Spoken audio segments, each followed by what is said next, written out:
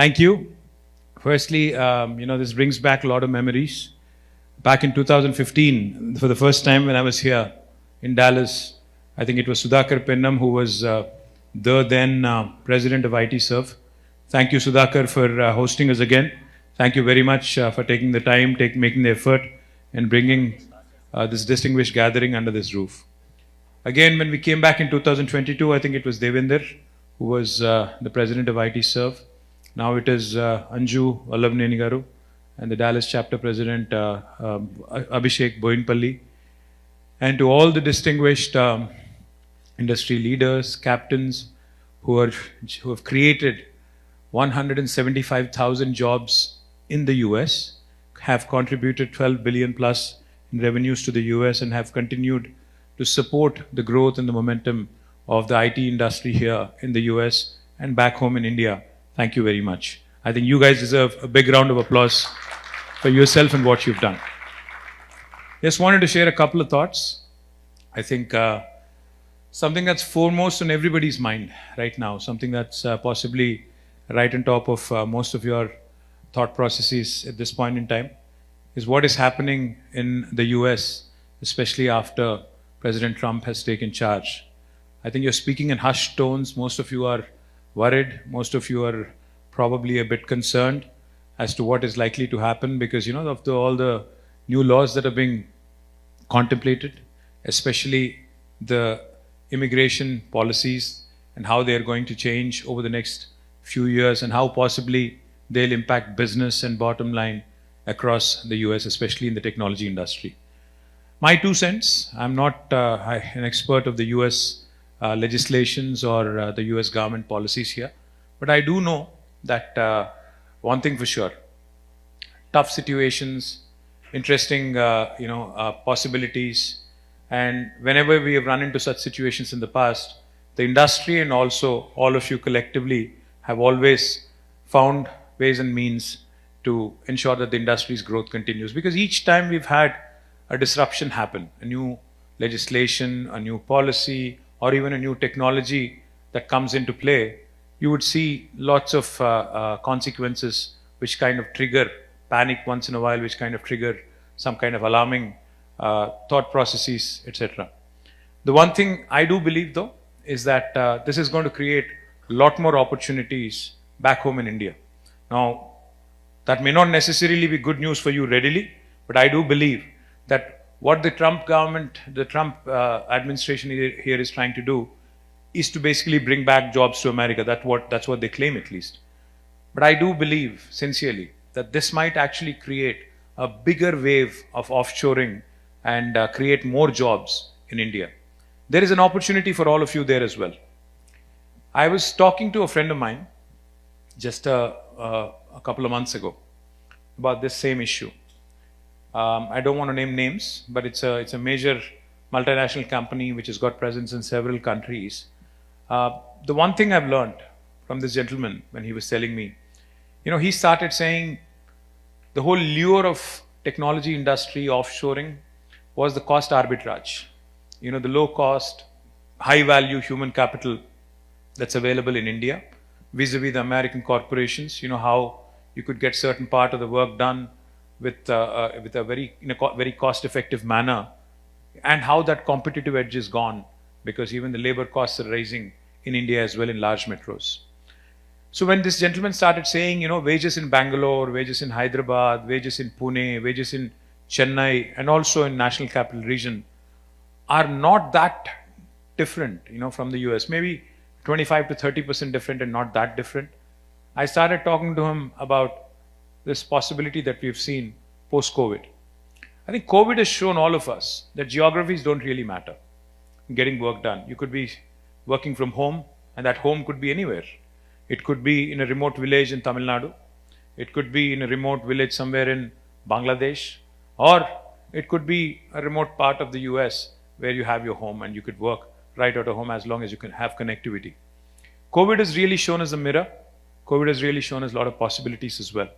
But one of the biggest opportunities that COVID has presented to all of us is that you could actually start moving, in the entire spectrum of work that you do in technology, there's a huge chunk of it which can actually be hived off and which can go to tier 2 cities. Most of you have offices in Hyderabad, most of you have offices in Bangalore and other parts of India. Of course, that's great that you actually continue to support our motherland. But even within the support that you've extended, even within the businesses that you've started in India, I think there's a huge chunk of it that can be done by tier 2 towns. That's exactly what we did in the last 10 years. We actually started looking at physical spaces. We set up physical spaces in Telangana in about 10 different tier 2 towns, which is what Anju was talking about. In Khammam, in Mehboob Nagar, in Nalgonda, in Siddipet, in Nizamabad, and the list goes on. In about 10 different places, in Adilabad we started and it's almost up and coming. 10 different places, the government has put in money to set up physical infrastructure to the extent of almost 50 to 75,000 square foot of campus. And we also have a very interesting policy where we actually said the first year is rent free. So anybody who wants to come in and set shop will actually have you can hit the ground running. And basically it's a plug and play kind of a facility where you can come in because all the infrastructure is ready. You can come in, plug in your computer and start working. One success story that I would like to share with you. There's a company called NTT Data. I'm sure all of you are familiar with the name. So NTT in India, in Hyderabad, was run by a friend called Sanjeev Deshpande. So one day Sanjeev came to me about, I think post-COVID, 22 or something. We were generally chit-chatting about what can be done, what should be done. So he was saying, the explosive growth of IT sector in Telangana is both a boon and a bane. I said, why?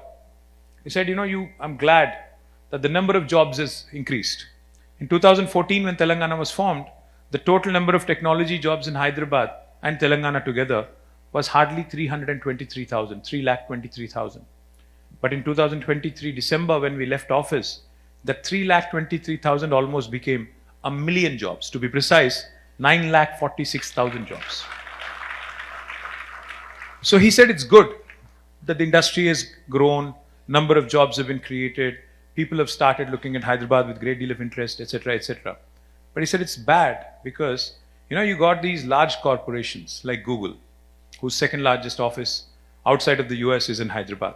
You have a large corporation like Amazon, whose largest campus in the world. By the way, can you tell me where the largest campus of Amazon is? In the world? In Hyderabad. Those of you who did not know, you should know this. The largest campus of Amazon is not in Seattle. It is actually in Hyderabad. It's a 3.3 million square foot campus. Again, that happened in about 2015-16. Likewise, the largest campus of Meta outside of the US is in Hyderabad. The largest campus of Apple outside of the US is also in Hyderabad. The largest campus of Uber, Salesforce, ServiceNow, Medtronic, and the list goes on, Novartis. All of these guys have moved to Hyderabad between 2014 to 2020. In 6 years flat after the formation of new state of Telangana, all these guys have come in creating thousands of jobs. But the downside is now NTT Data and all the small IT companies, which possibly don't have the same brand leverage, brand image as that of Amazon or Google, etc., have to compete. Have to compete with the likes of Amazon, Google to retain your employees. The employees you worked hard to train, the employees you've invested tons of money in training, you're losing to Google and Amazon. So this was the question Sanjeev was asking me. He said, I'm glad Amazon is here. I'm glad Google is here. I'm glad all these big companies are here, which have created a brilliant ecosystem. They come in with their suppliers, they come in with their partners, vendors, etc. But how do I compete with them? Each of them is paying huge money. And of course, there is the lure of working for a big brand. How do I compete? So then we had a heart-to-heart conversation. I asked Sanjeev, I said, why do you have to do all your business in Hyderabad? Because, I come from, I'm a guy who was, born in Karimnagar but raised in Hyderabad for a large part of my life.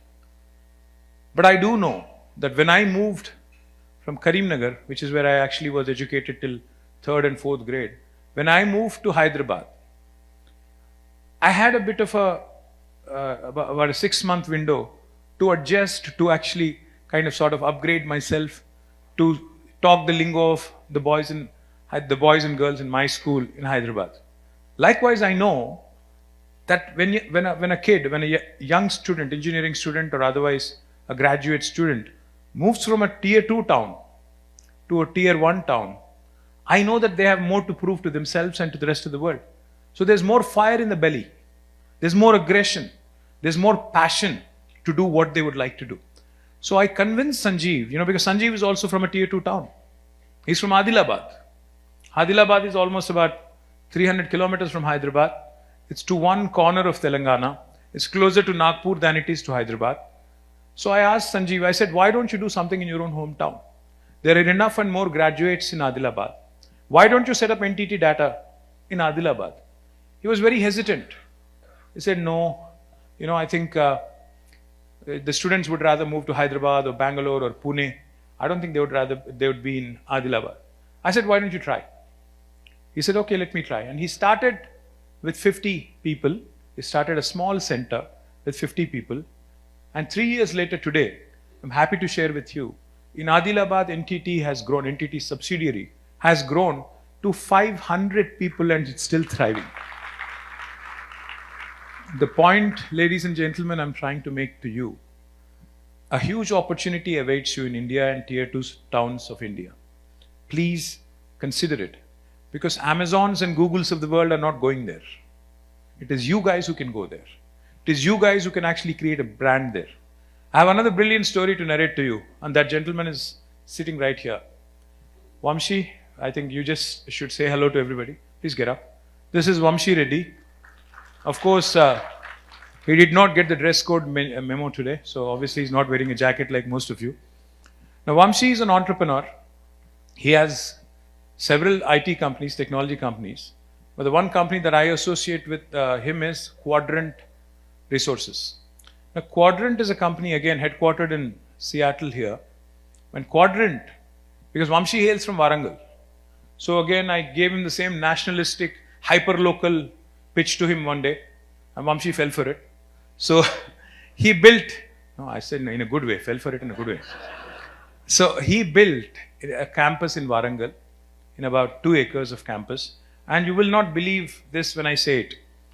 That campus is possibly as good as the one he owns in Seattle in the US, United States of America. In 2 acres, he's truly built a world-class campus, and I have inaugurated it myself. And I have to tell you,